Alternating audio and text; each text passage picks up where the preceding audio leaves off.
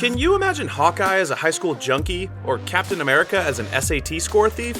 What about Tony Stark playing second banana to a football star played by Anthony Michael Hall? These are the early roles that MCU actors want you to forget. With films totaling over $27 billion in career box office earnings, Samuel L. Jackson is a Hollywood force to be reckoned with. He's also the highest-grossing actor of all time. His movies have earned enough to buy a Shield hovercraft with plenty left over. Of course, it helps that Jackson has played supporting roles in two of the biggest franchises ever, the MCU and Star Wars. Make no mistake, Jackson is a movie star who makes bank, just not in Amos and Andrew. This 1993 comedy clearly had aspirations of being funny, but it fell way short of them, as its dismal reviews demonstrate. It's a shame, because Amos and Andrew stars the promising duo of Nicolas Cage and Samuel L. Jackson as a low-rent criminal and the playwright whom the cops hired to kidnap, respectively. Satire is tough to pull off, and bad satire is hard to sit through. Amos and Andrew is the latter, with Jackson struggling to work within the limits of his two-dimensional straight man and Cage going only half gonzo in an oddly muted performance. Jackson made plenty of bad movies early in his career, but as one of his first starring roles, Amos and Andrew is one he'd surely like you to forget about. Going from child star to movie star isn't easy. That's a lesson young actors have often learned the hard way. Scarlett Johansson managed to push through after her breakout role in Robert Redford's The Horse Whisperer, which she made when she was just 13. Over the course of her career, Johansson's movies have made over $15 billion, with many of them featuring her in above-the-title roles. However, she may consider herself lucky to have made it to The Horse Whisperer in the first place, as her earlier roles showed promise, but not profit. In 1994, she played John Ritter's daughter in Rob Reiner's North, starring Elijah Wood as a kid searching the globe for the perfect mom and dad. North earned scathing reviews, including a rare 0 stars from Roger Ebert, who famously wrote, "I hated this movie. Hated this movie. Hated it." What? What's wrong with it? It looks totally normal. After her next film, Just Cause, didn't fare much better, her agent probably thought a Home Alone movie was a slam dunk. Except that movie was Home Alone 3, and it didn't star Macaulay Culkin. The film's bad reviews and a poor box office performance might have sent Johansson on the first bus back home, but she thankfully stuck around Hollywood long enough to be in The Horse Whisperer instead, and the rest is history. Credit is due to director Joe Johnston for seeing nobility, honor, and leadership when he cast Chris Evans as Steve Rogers in 2011's Captain America: The First Avenger. Why? Because Evans had spent most of his career up to that point playing insufferable jerks. His feature debut was in 2001's Not Another Teen Movie, which was part of the rash of spoof films to come out following the success of Scary Movie. As bad as that early role was, it wasn't his worst. That dubious honor goes to his second film, The Perfect Score. In the film, Evans plays Kyle, the studly member of a group of high school friends who set out to steal SAT questions in preparation for the test. The group is led by Francesca, played by Scarlett Johansson, making The Perfect Score one of her worst early roles as well. The premise of a teen comedy heist flick showed promise, but just like a high school slacker, it failed to live up to its potential, earning bad reviews from both critics and moviegoers.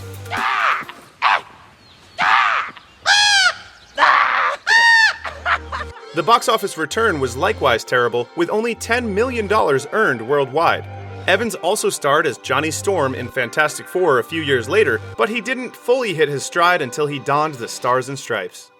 National Lampoon was once one of the most prestigious names in big screen comedy, with such classics as Animal House, Vacation, and Christmas Vacation. However, 1995's National Lampoon's Senior Trip doesn't belong on that list or on any list other than this one. Here, the MCU star in question is Jeremy Renner, the man behind Hawkeye. Nearly 2 decades before playing the world's greatest marksman, Renner missed the mark with his big screen film debut. To set the stage, know that the poster for the film featured the Lincoln Memorial with the tagline 407 beers ago. Yeah, it's that kind of bad. Renner stars as Mark Daggs D'Agostino, a party-dude teenager from the Ohio suburbs whose high school class gets invited to Washington, D.C. as a ploy by a U.S. senator. Renner gives a solid impression of Sean Penn's Jeff Spicoli from Fast Times at Ridgemont High, but Senior Trip trades that movie's wit for bro humor that's about as subtle as a keg stand. I know you like me. His first movie is also arguably his worst, with bad reviews and an abysmal $4.6 million box office performance. If Earth's mightiest heroes were a basketball team, Don Cheadle's War Machine would be the sixth man, which, given how many Avengers there actually are in the MCU now, is still saying something. While Cheadle has never been the lead, his turn as Colonel James Rhodes has definitely been a valuable addition to the Avengers and the franchise. Cheadle wore his character's titanium alloy suit like a glove, which makes sense since Iron Man 2 wasn't actually his first foray into the superhero genre. That came 17 years earlier in 1993's The Meteor Man. In that film, Robert Townsend plays a high school teacher in a rough urban neighborhood who develops superpowers after being struck by a meteorite. Think Dangerous Minds meets Armageddon? Don Cheadle plays Goldilocks, a member of the community's biggest gang. Though the movie isn't good, Cheadle tweeted about the experience in 2020 and seemed to have a good sense of humor about his role in the film. That said, he still probably wouldn't mind if you just forgot about the Meteor Man. With an Academy Award on her mantle for 2015's Room, Brie Larson was a big name before she became Captain Marvel in 2019. And with more than $1 billion in global grosses for Captain Marvel, the second best solo superhero debut in the MCU behind only Black Panther, she's become an even bigger star since. While she won her Oscar in her mid-20s, Larson had been acting in Hollywood for more than a decade by then, including bit parts in several B-movies. But one of her biggest misses came via The Trouble with Bliss, which sank like an infinity stone in 2011.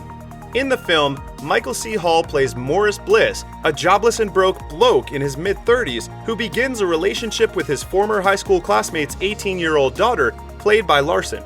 Larson is in pure manic pixie dream girl mode here, in a performance so full of quirky charm she'd make Zooey Deschanel go goth. Oh no. Based on its dreadful reviews, it's clear The Trouble with Bliss in fact has many troubles, not least of which is that it tries so hard to be eccentric that it never bothers to be interesting. Within the decade, Larson would be winning the Academy Award and featured in the highest-grossing film of all time, so it'd be a marvel if she remembers The Trouble with Bliss. Hollywood's efforts to turn Chris Hemsworth into a movie star following his success as Thor have been pretty spotty, with his occasional hits consistently interspersed with box office disappointments. Hemsworth came onto the Hollywood stage relatively quickly, as Thor was only his fourth major film role. His biggest early career disaster was in 2010's Cash. Cash is a Sean Bean star vehicle released in 2010, just a year before Game of Thrones premiered. The film ironically didn't end up earning much cash. The earnings were about $46,000 at the box office, or roughly how much it costs to do Hemsworth's hair for a Thor movie. To be fair, Cash had a limited theatrical release and went straight to DVD in the UK. What got into us? Cash. In the film, Hemsworth plays a guy who discovers a briefcase full of money, spends it all, and then finds out that it belonged to Sean Bean's character, who wants his money back. Based on the film's reception, a lot of moviegoers probably wanted their money back as well. Benedict Cumberbatch rose to stardom because of his high-functioning sociopath interpretation of Sherlock Holmes in Sherlock, and he rose even higher as the eponymous master of the mystic arts in Doctor Strange. However, somewhere out there in the multiverse of madness, Cumberbatch's career never recovered from his early role in the 2009 biopic Creation. While arguably not the star's worst movie, it's his most noteworthy misfire before the premiere of Sherlock in 2010. In Creation, Paul Bettany plays Charles Darwin, whose faith in God is shattered after the death of his daughter. He then must decide whether or not to finish his landmark on The Origin of Species over the objections of his devout wife. Spoiler alert, he does.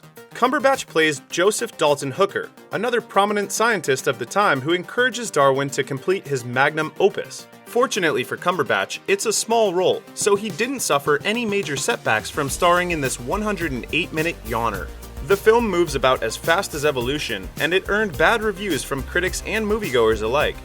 Fortunately, survival of the fittest was kind to Cumberbatch's career, but he still probably wouldn't mind if you just forgot about his role in Creation. As Wanda Maximoff, aka the Scarlet Witch, Elizabeth Olsen can craft magical hexes that bring pretty much any reality she wants into existence. If Olsen possessed those same kinds of powers in real life, she'd probably try to cast a spell to erase very good girls from her filmography. Released in 2013, 1 year before Godzilla and 2 years before Avengers: Age of Ultron, Very Good Girls is a very bad movie that wastes its excellent cast.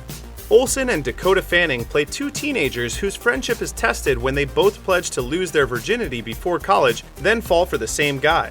It's basically like if American Pie were trying for indie drama vibes instead of gross-out raunchy comedy. Whatever the writers were going for, the result is arguably the worst movie of Olsen's career. Like he'll never slap me on the butt again.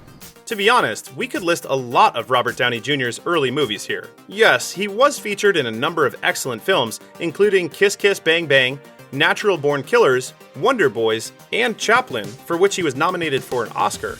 But he also appeared in some real stinkers. In fact, the star developed something of a reputation for box office bombs. There are certainly a number of contenders for Downey's worst movie, but only one really warrants the top spot: Johnny Be Good.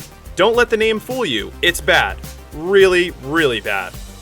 Released in 1988, the film stars Downey as Leo Wiggins, best friend to hotshot quarterback Johnny Walker, who's being heavily recruited by elite colleges across the country. Unfortunately, the would-be comedy satire is neither funny nor thought-provoking. As Roger Ebert stated in his half-star review, the people who made this movie should be ashamed of themselves. Downey himself may feel the same way, and while he's made plenty of bad movies both before and after Iron Man, looking at you, Doolittle, Johnny Be Good takes the cake. It's not only the worst movie of the star's career, but also one of the worst to feature an MCU actor, period. Check out one of our newest videos right here. Plus, even more Looper videos about your favorite stars are coming soon. Subscribe to our YouTube channel and hit the bell so you don't miss a single one.